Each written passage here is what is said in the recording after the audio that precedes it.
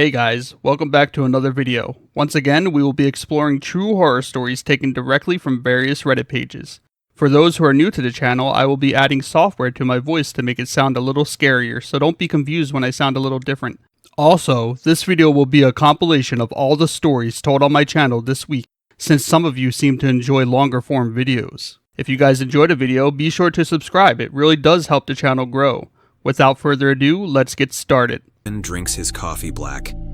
It started off just doing small things when we were dating. Honestly, it was a joke, but when I realized how easily he believed me, well, I just couldn't resist. We were drinking together one night and having the best time. The next morning, he woke up hungover. I jokingly said, "When's breakfast?" He had a confused look on his face. "Oh, never mind. You were drunk when you said you'd make me breakfast in bed." His face changed. He was pretending to remember. "I know. Just let me shower quickly." He rolled out of bed and immediately got into the shower. As I heard the water running, a smile spread across my face. Then I slowly began escalating over the years. It was honestly all in good fun, I promise. Asking him why he didn't do a chore that was usually mine. Reminding him of certain things he said. He went along with it, every single time. I was having too much fun. I finally took it a bit further, just to see when he'd finally catch on. He came home from work one day. There was only about 1 glass of wine left in the bottle. It was gifted to us, nothing we'd buy ourselves. He asked, "Honey, do you mind if I finish that wine?" "I'm sorry. I'll get you some of your usual tomorrow." I smiled warmly. "Of course, go ahead." It was exactly how I thought it would go. He poured the glass, left the empty bottle on the counter, and retreated downstairs to his office, where he plays video games. About an hour went by. I knew he'd be coming upstairs for dinner soon. I took the empty wine bottle and hid it inside of grocery bag inside the cleaning closet, behind everything. As I did this, I retrieved the brand new bottle of the exact same wine and put it straight into the freezer so it would look chilled. I continued to cook dinner as usual. After about 20 minutes, I pulled the bottle out of the freezer. It was the perfect temperature. I opened the cork as quietly as I could, even though I knew his headset was on. Now, obviously, I knew it couldn't just be right full. That would be too obvious. I began to chug the wine straight out of the bottle, and I was definitely tipsy. Then I poured myself a glass of wine and left the bottle with about half a glass of wine on the counter, exactly where he left the empty bottle. I finished plating dinner and heard him come up the stairs. I became giddy. I couldn't wait to see if he would finally catch on to me. He approached me and gave me a kiss. He looked down at the wine glass in my hand, absolutely puzzled. "Did you get more wine?" "No. You asked if you could have half of what was left and left the rest for me. I wanted to leave you a little bit, though." I gestured to the almost completely empty wine bottle. "I know you had a long day at work." He was bewildered. I almost couldn't contain myself. "I swear I finished the..." He trailed off, still looking at the bottle. I said. He just shook his head and blinked a few times. "Nothing. I guess I did have a long day. Thank you, honey." He smiled and kissed me again. I smiled back. This is exactly what I wanted. About a month passed, I couldn't do things too closely together. That might raise suspicion, and I couldn't have that. It was early morning on Friday. He was going on a business trip today and would return home on Sunday. I make coffee for my husband every single morning. I always love to do it for him. For as long as I've known him, he drank his coffee black, always teasing me for putting sugar in mine. I slowly dumped the vial I had hidden in my pocket into his cup of coffee and stirred it in. He came to the kitchen, grabbed the coffee from me and gave me a big kiss. "Thanks, honey." I smiled and turned back to the coffee maker. How stupid did he think I was? I knew exactly what this business trip was. I found his dirty little messages with that woman a few months ago." He took a sip of his coffee and made a face. "Did you put sugar in this?" he asked. "Yes." "Sorry, did I put too much?" I asked innocently. "I don't like sugar in my coffee." "What are you talking about? You always take a teaspoon of sugar in your coffee," I stated. "I'm sorry. Let me remake it for you." I reached for the mug and he pulled it closer to himself. I did it. I think I finally drove him crazy enough to question every aspect of himself. "No, I'm sorry." He smiled, but it was fake. I smiled back as he drank the coffee.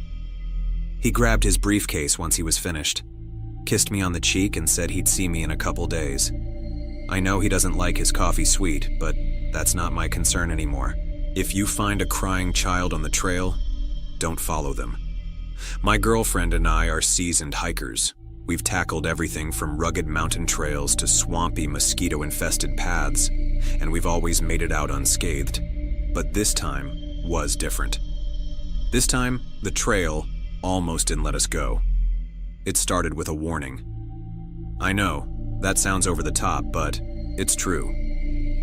The guy at the ranger station, a wiry, middle-aged man with a leathery face, looked up from his clipboard as we signed in.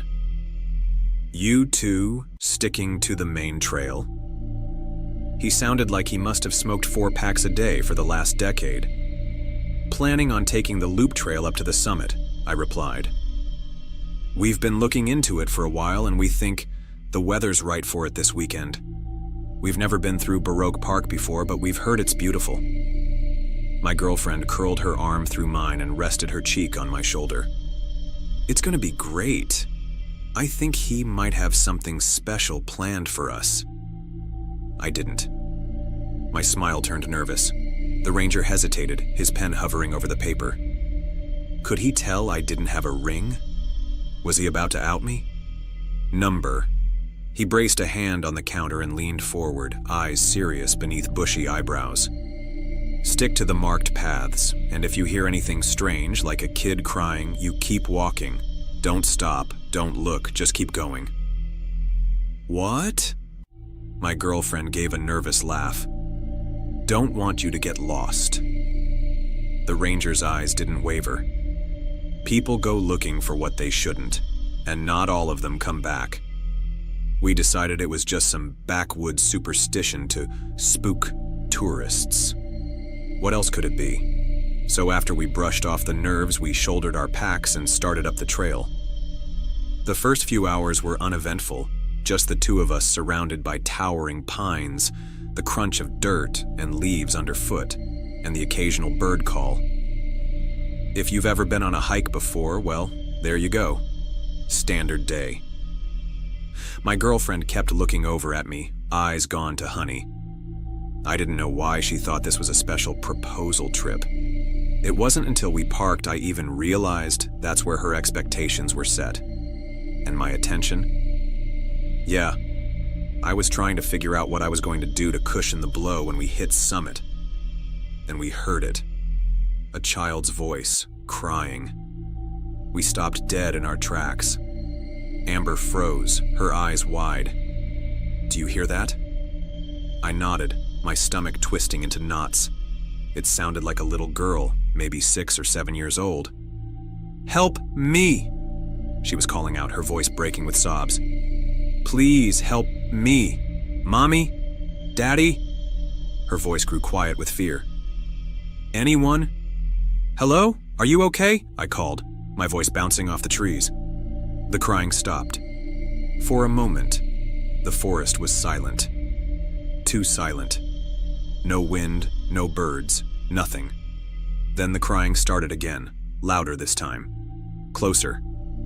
"We need to check it out," Amber said, already stepping off the trail. She waved her arms to the side to keep her balance as she made her way down the incline. Every instinct I had screamed at me to stop her. The ranger said, "Screw what the ranger said," she snapped. "If it was your kid out there, wouldn't you want someone to help?" She had a point. Against my better judgment, I followed her down the incline and into the trees. The crying led us deeper into the woods. "Help me! Someone! Please!" She sounded frantic.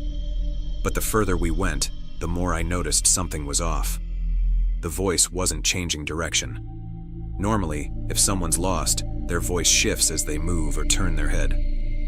But this sound, it was static, like it was coming from a fixed point. The ranger's warning came back to mind.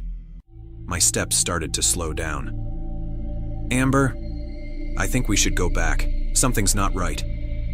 "I can't find you, please. I'm scared." The kid was sobbing now. "Stop acting like a jerk," Amber snapped. "She's got to be right ahead of us." Amber was right. 20 more feet and we saw her. She was sitting on a fallen log, her back to us, wearing a dirty pink jacket and clutching her knees to her chest. "Hey, sweetie," Amber called gently, stepping closer. "Are you lost? Where are your parents?" The girl didn't answer. She just kept crying, her shoulders shaking with each sob. "Please, help me." Amber crouched down, reaching out to touch her shoulder. "Wait," I said, my voice barely above a whisper. Something about this felt wrong. Why was she just sitting there? When Amber had called for her, why hadn't she tried to find us? "Amber, we should just go get the ranger. Come on." The girl's crying stopped. In one smooth, jerky motion, she turned to face us. Her eyes weren't right. They were too large, too dark, reflecting the light like an animal's. "You found me!" Her mouth stretched wide into a grin that split her face unnaturally, revealing rows of sharp, needle-like teeth. "I knew you would. I knew if I called for you, you would find me." Then her skin, her entire skin, began to split down the middle like a zipper. I don't know what I was expecting to see underneath, but it wasn't this. It wasn't the sinewy, raw-looking creature that crawled out of its human shell like a spider shedding its exoskeleton. Amber screamed, stumbling backward. I grabbed her arm, yanking her to her feet, shouting, "Run!" so loudly it made my throat sting. We bolted, crashing through the underbrush, branches whipping at our faces. Behind us, I heard the creature give a low, guttural growl, followed by the unmistakable sound of something running, fast. It was chasing us. We hit the incline, then the trail, and didn't stop running until we burst back into the ranger station, gasping for air. The ranger looked up from his desk, his face grim.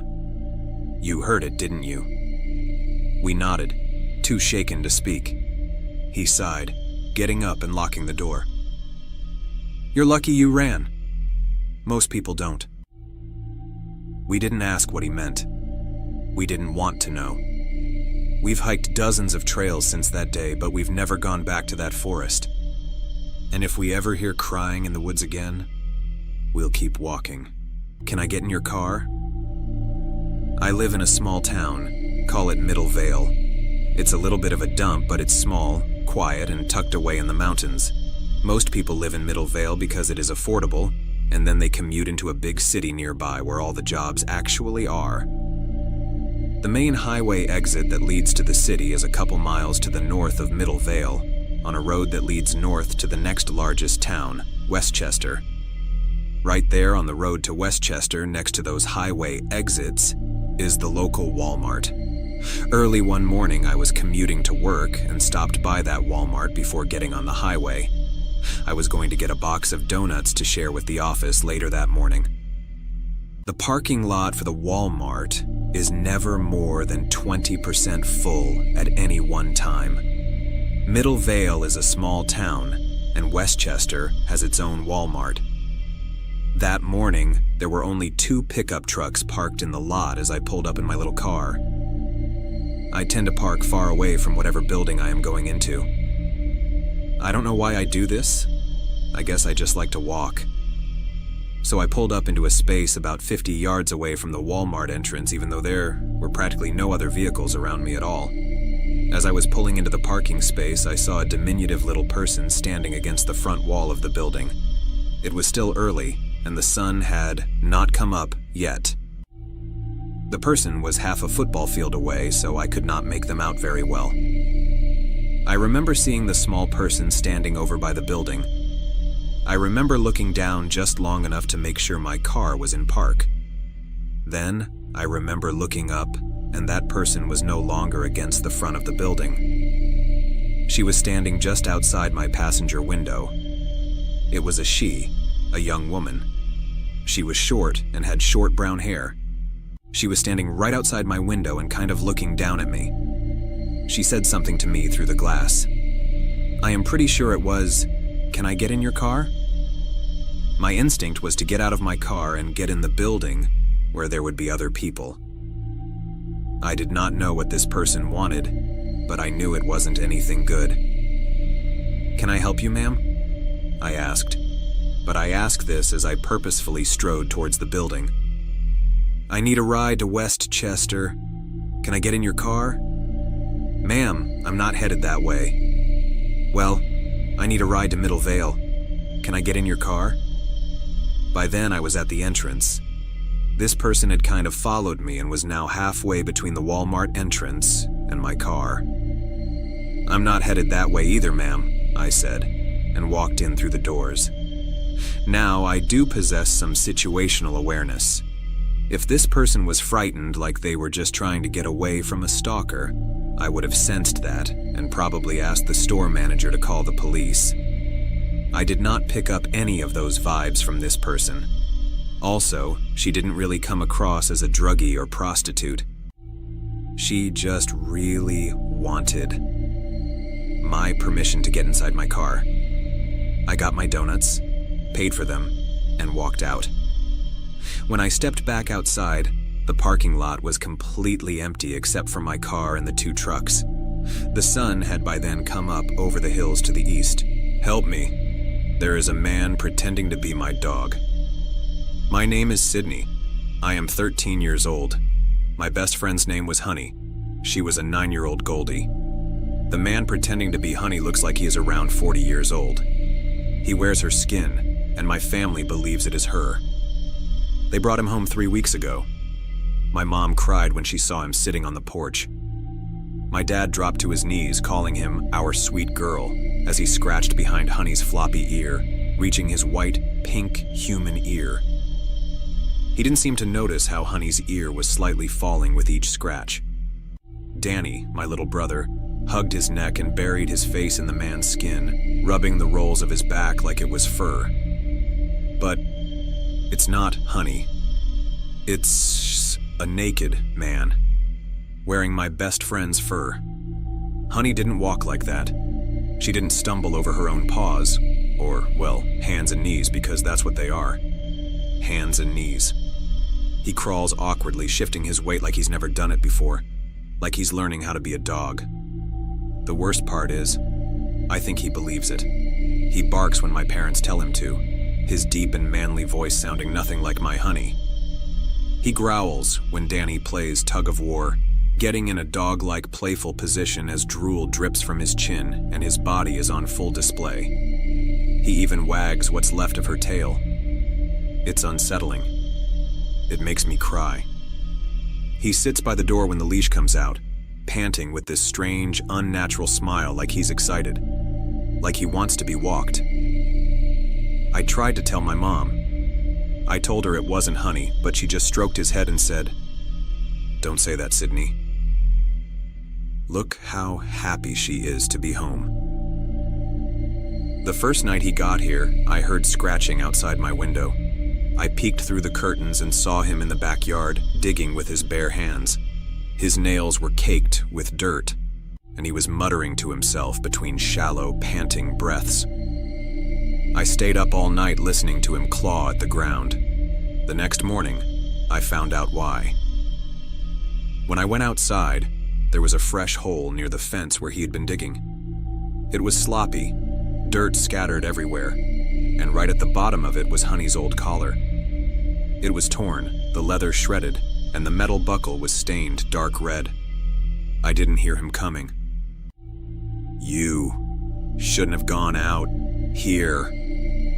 he said. His voice was low, and when I turned around, he was crouched by my legs, his head tilted like he was trying to understand me.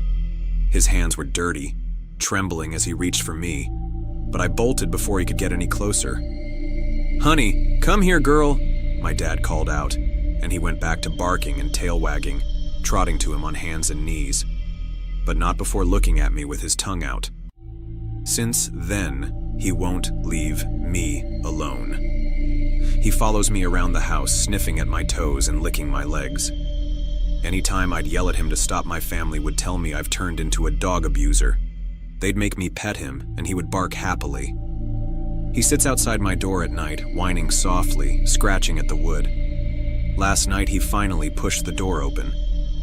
"Scoot over," he growled, climbing into my bed without waiting for me to answer.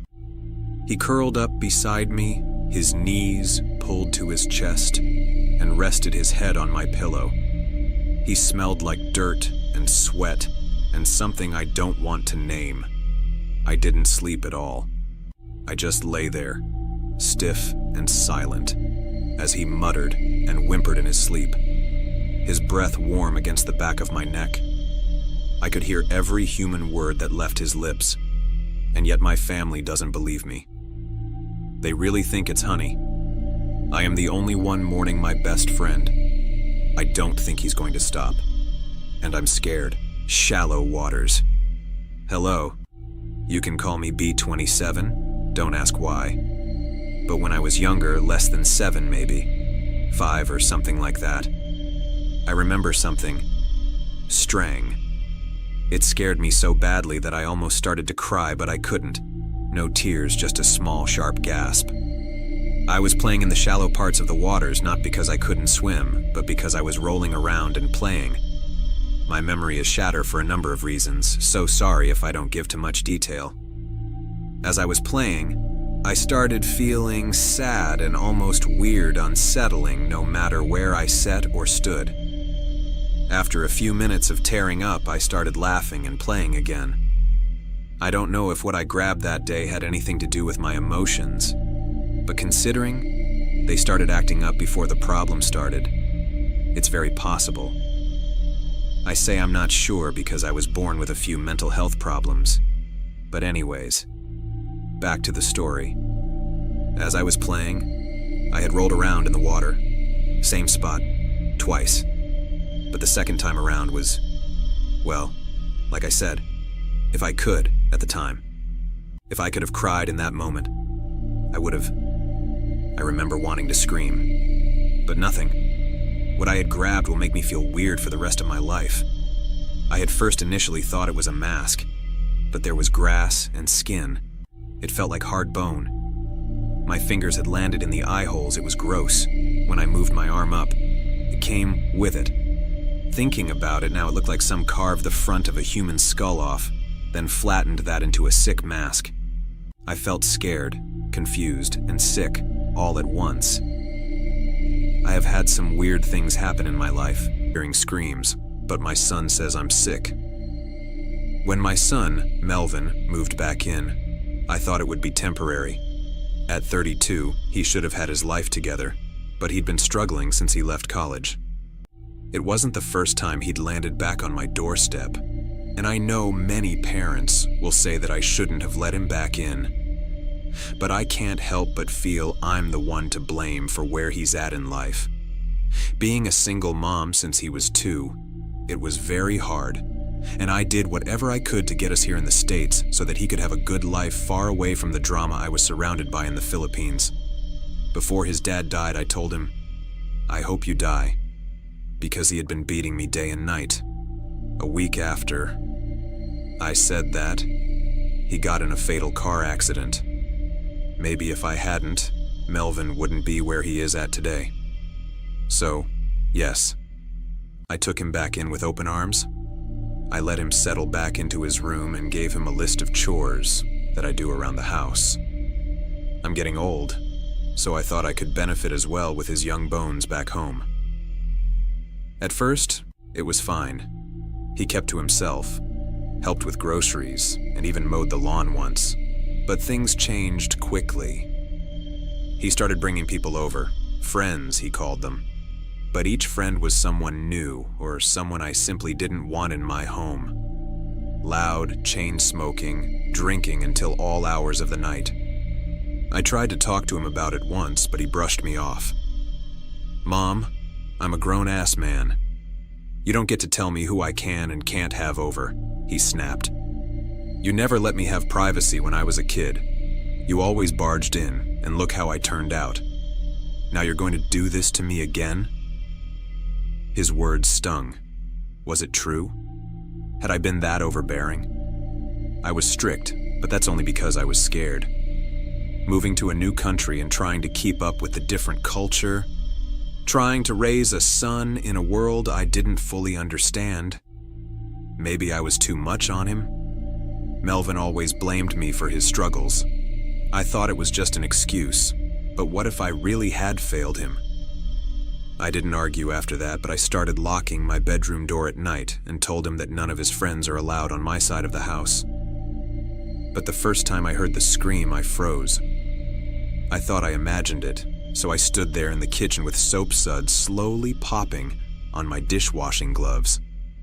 But the second time, it was unmistakable. A high-pitched, horrified cry coming from Melvin's room. I knocked on his door, heart pounding. "Melvin? Is everything okay?" The screaming stopped immediately. His voice came through the door, calm and irritated. "I'm fine, Mom. Go back to bed." "But I heard..." "You always think you hear something. It's nothing. You need to relax. And I told you that you need to mind your business." "But if one of your friends are hurt, we need to call the ambulance," I persisted, attempting to open the door, but it was locked. "Melvin, open this door now." After too long of a moment waiting there, he finally opened the door with his brows furrowed deeply. "Leave me alone." I pushed past him, but I was shocked to realize nobody was there. "Was it you?" I asked him. "Does it matter? I asked for privacy, and you always push my boundaries. And you wonder why I hated you for so long." His words dug deep, and I apologized for bothering him. But it wouldn't be the last time, because when I left the room, I might have seen a red stain on the carpet near his closet door. Maybe it was from a small cut, or maybe he was hiding something from me. The screaming continued, almost every night. Sometimes it was muffled, other times it was sharp enough to make me jump. Each time, Melvin had the same excuse. "You're hearing things," he'd say. "You need help." Eventually, he took me to the doctor. "She's been confused," Melvin told the doctor, his voice full of concern. "Hearing things that aren't there. She forgets stuff too." I tried to argue, but the doctor gave me a pitying look. "It could be the early stages of dementia, or even schizophrenia," he said. "Let's start with a mild antipsychotic and see how you feel." The pills made me groggy, dulled my senses, but they didn't stop the screaming. But as the screaming continued, Melvin would just give me more medicine. Sometimes I wondered if I'd overdose just to get rid of the screaming. One night, I'd had enough. The screaming was louder than ever, and I couldn't bear it anymore. I grabbed my keychain and went outside. My hands trembled as I crept around the house. When I reached Melvin's window, I peered inside. My knees nearly buckled. A young girl, maybe 18 years old or younger, was tied to a chair, her face streaked with tears and open wounds. Melvin and his friends surrounded her, fully naked, laughing and jeering. One of them held a knife. Another held a camera. Melvin was holding her detached foot. I don't remember running back into the house. I don't remember unlocking Kevin's door. All I remember is the girl's glazed-over eyes and the way her body was practically exposed, both without clothes and without skin in some areas. I woke up in a hospital bed, my wrists strapped down. My body ached. Bruises lined my arms, and there was a bandage on my forehead. Melvin sat beside me, his face pale and tear-streaked. "Mom," he said, his voice trembling. You attacked me. You were screaming about a girl. You tried to hurt yourself. I didn't know what else to do. I stared at him, my throat dry. The girl, I whispered. Where is she? His eyes filled with fresh tears. There is no girl, Mom. You're sick, you need help. The doctor came in then, kind but firm. It's important for you to rest, he said. Your son told us about the trauma you suffered in the past. Sometimes our minds can play tricks on us, especially when we've been through so much. Melvin squeezed my hand before he left. I love you, Mom, he said. I hope you come to your senses soon. I'll look after the house while you're getting better. Now I just lay in bed, unbothered by any screams, but heavily medicated. I feel like I'm in a different world. I feel like I am no longer human. I think about my house, and I wonder if the screaming is continuing there. But then I think about Melvin, and how similar he looks to his father. The doctors tell me I probably hold a grudge against my own son for what his father did to me, seeing myself as a young girl being abused, that it was my own screams that I've been remembering. But deep down, I think there's something sinister going on back home. But I am too scared of being wrong anymore. Heard my dead husband's voice through our CCTV camera. Derek has always been a nice guy. He would not hesitate to help anyone in need. He would always help an old lady cross the road. He likes to spare some food to go so he can give some to any homeless man or woman in the streets. And he never raises his voice. He was always gentle with everyone he knows, and he cares dearly for all animals. One day, news came that a burglary happened in our neighborhood. The Johnsons from 2 blocks away had their jewelry stash taken. They were devastated since they were currently burdened by hospital bills from their ill daughter. Judging by the design of our houses here, a simple breaking of the window becomes a red carpet for the culprit. My husband was worried someone would steal his anime figurine collection, to which I raised an eyebrow and said that unless the burglar is a weeb, no one would bat an eye even if it's displayed outside. Can't reject the possibility of a weeb burglar though, he said, as he was shopping online for a CCTV camera set. He decided to install CCTV cameras around our home. He said that even if we can't stop the burglary, at least we have evidence for the insurance, or in the best case scenario, get a glimpse of the burglar's face so the police can catch him. The camera he bought was one of those that have a 2-way audio.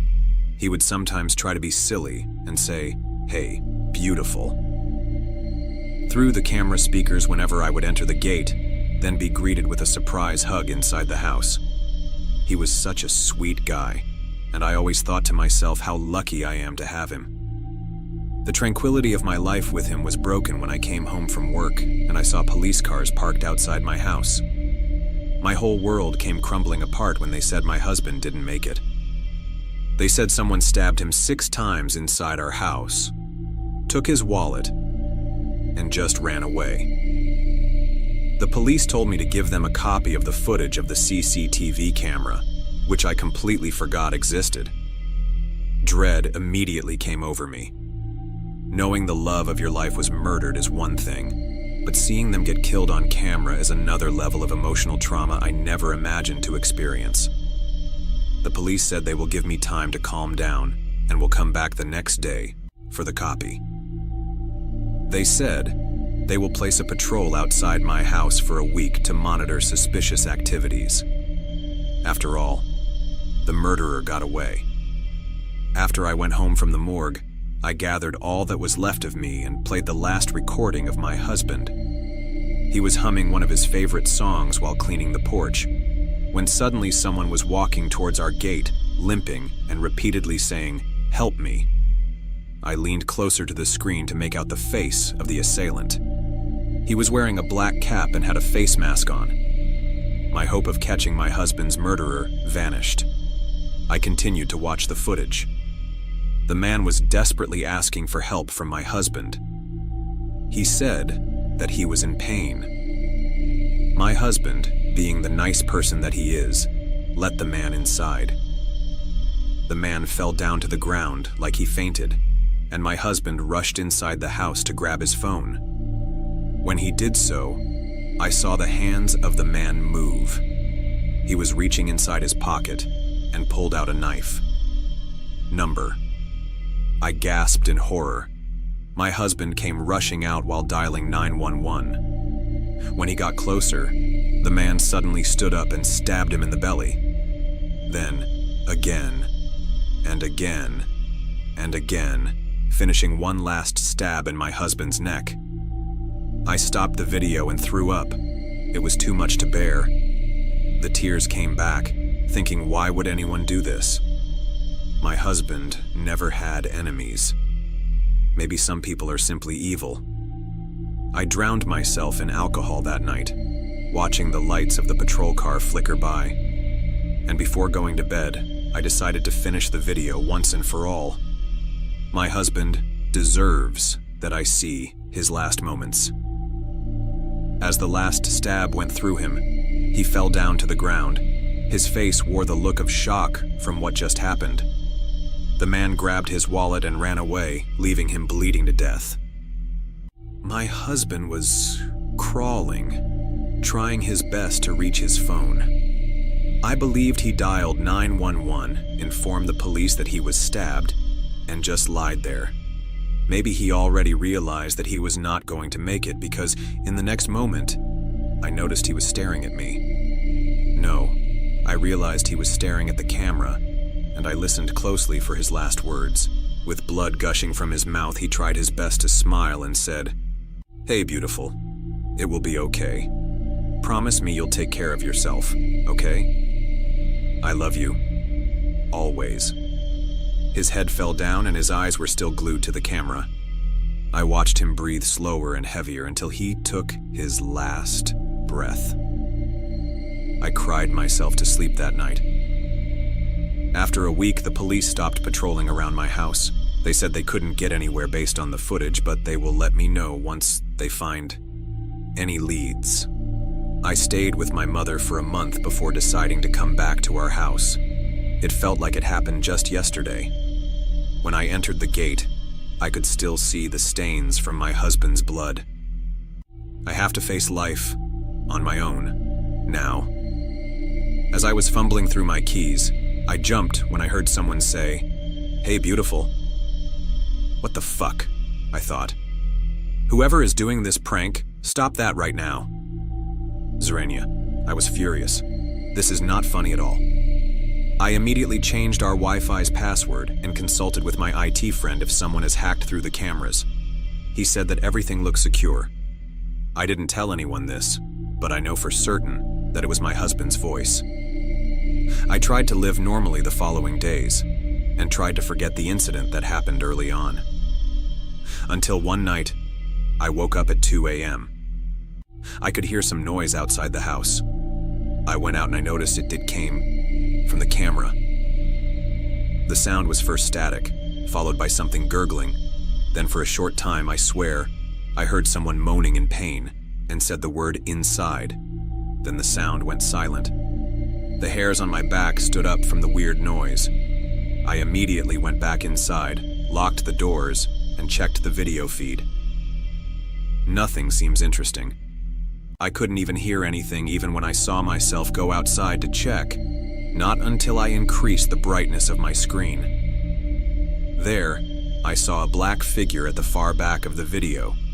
It was hidden in the shadows, but I am sure it is shaped like a human. Then, it just disappeared after I closed the doors. I didn't hear any sound from the camera for the whole week. On a Friday evening, I cooked steak and paired it with red wine. It's our anniversary today. I sat on the porch and playfully raised my glass to the camera. "Cheers," I said. I can feel my eyes tearing up again when out of nowhere it answered. Static. "I love you." Static. "Derek?" I sobbed. "If you're out there, please tell me you're okay, please." No response. I waited for an hour before calling it a night. I must have had too much to drink. I started to walk towards the door when I heard footsteps coming from outside the gate. Static. Hide. Static. Without hesitation, I ran and closed the front door and peeked the windows. Someone was moving around the house. I can hear the rustling from the footsteps. My hands were shaking as I began to dial 911. They told me to lock all doors and windows and wait for the police to arrive. I went to my room and held a baseball bat. In just a minute, I heard the window breaking. I held my breath as I heard the footsteps grew closer. They were heavy. My heart pounded every second until I could see his shadow just outside my door. I braced myself.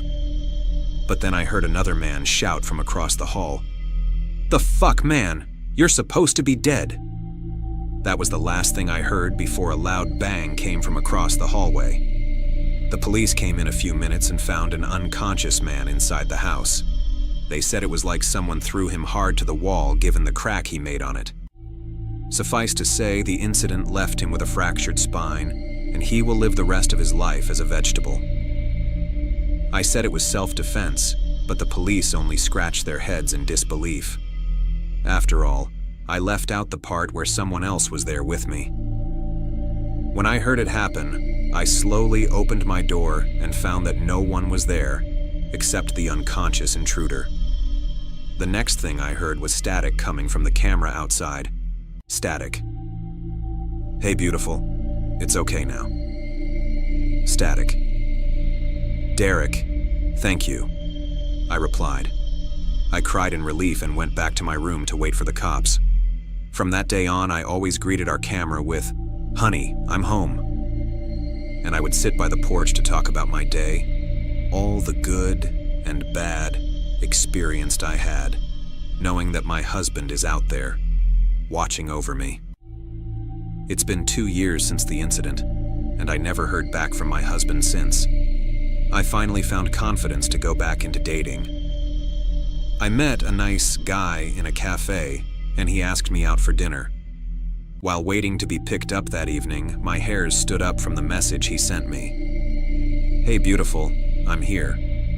Died, but he kept begging to be let in. It's my fault he died, honestly. I'm 16 and I was supposed to be watching him outside. We live out in the countryside, some southern county no one cares about in the middle of bumfuck nowhere. And Rudy is always allowed to go out without a leash because he's trained to not go too far and come right back after doing his business. He's a chocolate lab with a red collar and the biggest, sweetest wet eyes you've ever seen. He was, at least. I let Rudy out after putting in a pizza, home alone since my parents were at work. As he played around our large property, I sat on the porch and watched videos on my phone. Suddenly I jumped up, having forgotten about my food, and ran back inside. I'd burnt an entire frozen pepperoni pizza, and I was cussing up a storm, taking it out the oven and trying to figure out what I was going to tell my parents so I wouldn't be scolded for wasting food. I forgot about my dog for a while, and rummaged through the fridge for something else to eat as the sun went down. That's when I heard the most god-awful sound. Tires screeching on the road at the end of the driveway, a vehicle grinding to a sudden halt, just as the loud, pained yelp of our family's best friend rang out in the humid evening air. I ran out the house, across the lawn, down the drive, and fell to my knees where Rudy was lying on the road with his chest and stomach caved in. The car was gone, speeding down the road, leaving tire tracks and gore over poor Rudy's crushed abdomen. I cried harder than I've ever cried in my entire life as I watched him squirm and whine in agony, before finally, the light faded from his big brown eyes.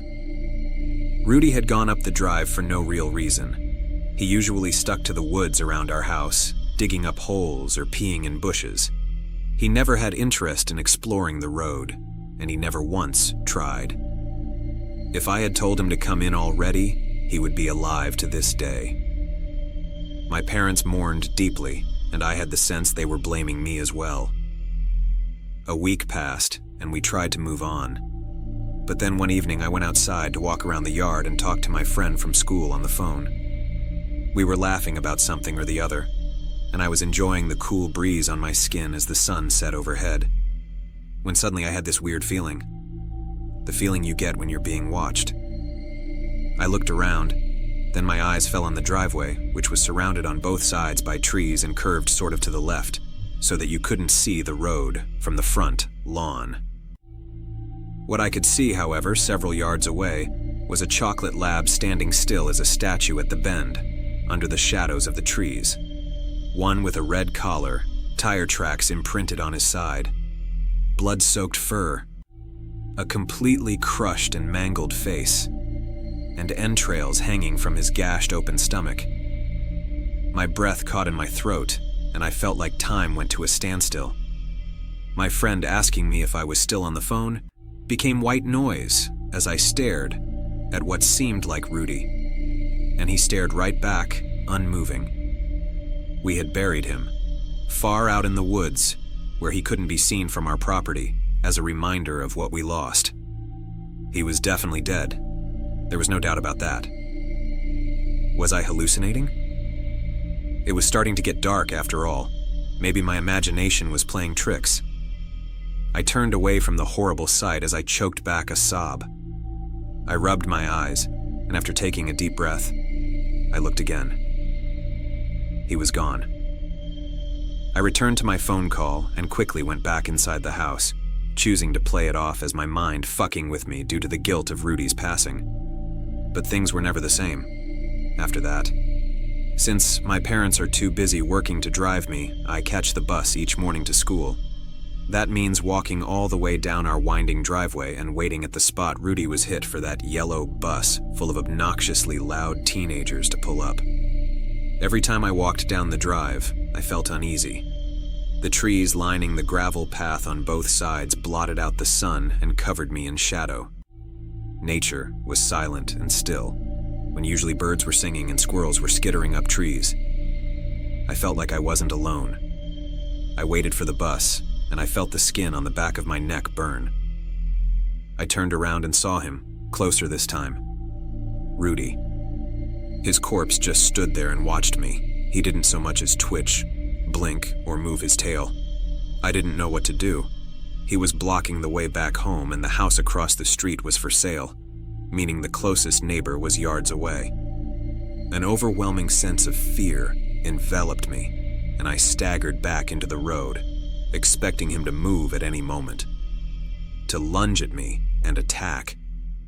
After all, if he wasn't some sort of zombie, then what was he? The school bus screeched to a stop dangerously close to me, and this scared me so bad I screamed and fell back on my ass in the middle of the road.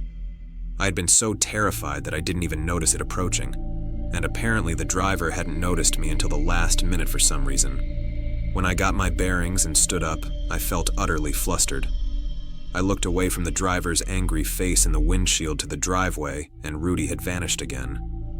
When I got on the bus, the driver yelled at me, asking if I had a death wish, and a few of my classmates made fun of me, but I didn't care. I was absolutely terrified. My dog was haunting me, and its presence felt hostile, like it wanted me to suffer the same gruesome fate since I couldn't help him. I wasn't able to focus on class at all that day. When the bus dropped me off that afternoon, I stood and waited until it left, then booked it down the driveway. I felt silly, but at the same time, I didn't want to be there long enough to see him again. When I ate dinner with my parents that night, I was distant and moody, and my mom noticed. "I made your favorite dinner and you're just pushing it around with that glum look on your face," she had said. "Honey, what's wrong?" I told her that I was hallucinating Rudy in his post-mortem form at that. I could tell by the looks on my mom and dad's face that they were intensely uncomfortable at the subject. They had been close to Rudy too. He was an old dog, and they had adopted him just before I was born. Yes, he was that old. I just wish I'd stopped seeing it. I finished my vent with that. After a short moment of silence, Dad grumbled without even looking at me.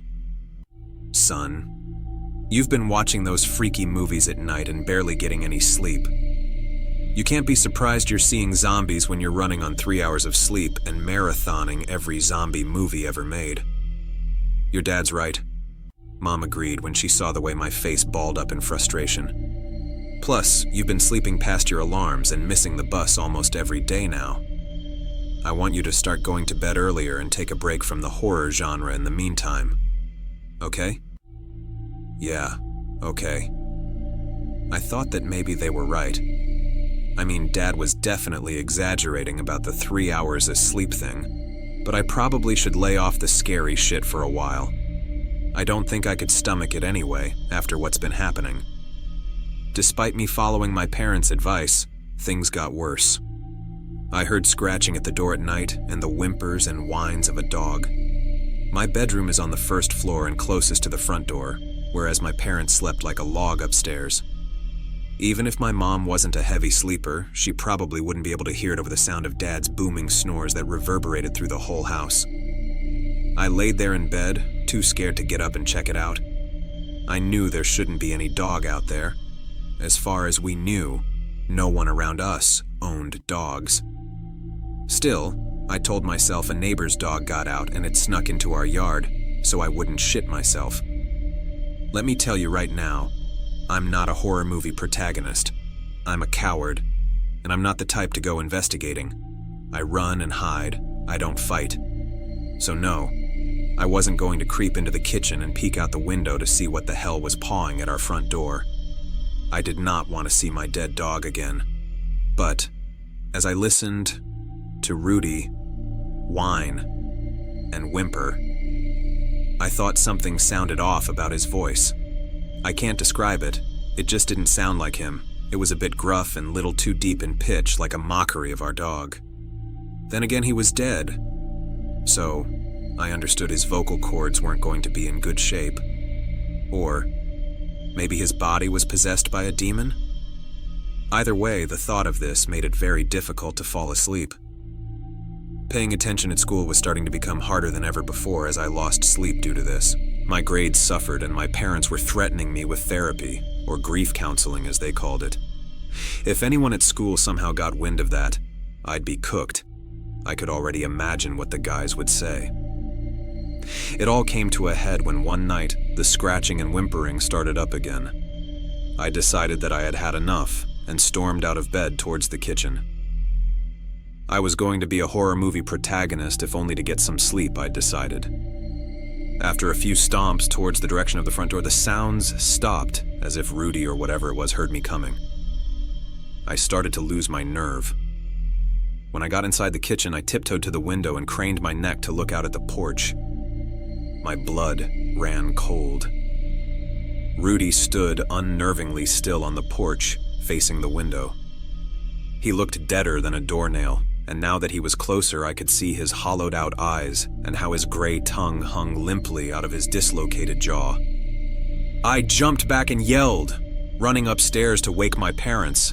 I could barely formulate a sentence as I shook them awake, sweaty and terrified.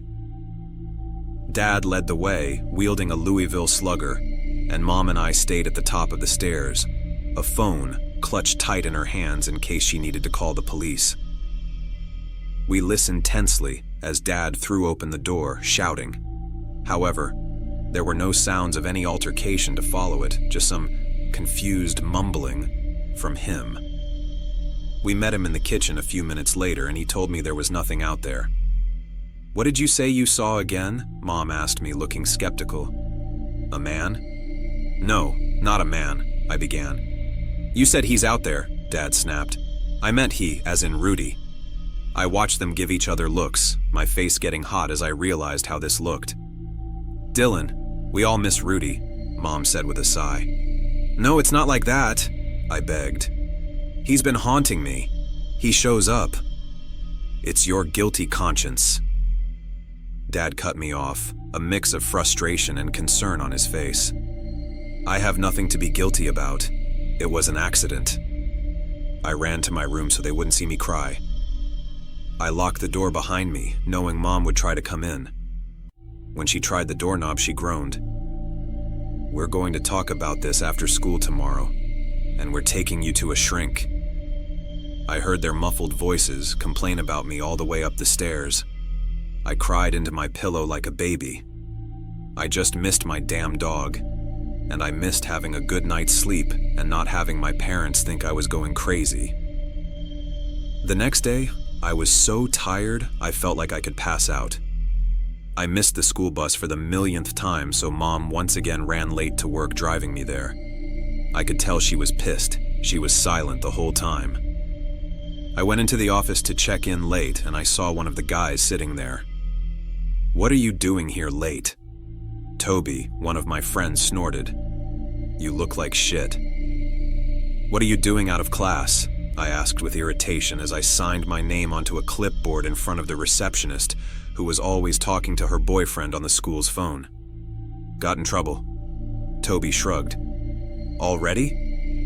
I looked at him judgmentally for already being sent to the office so early in the school day. "Whatever, man," Toby scoffed. "At least I don't play with dead dogs." "What?" I whirled on him, ready to kick his ass for saying anything negative about Rudy. "Easy."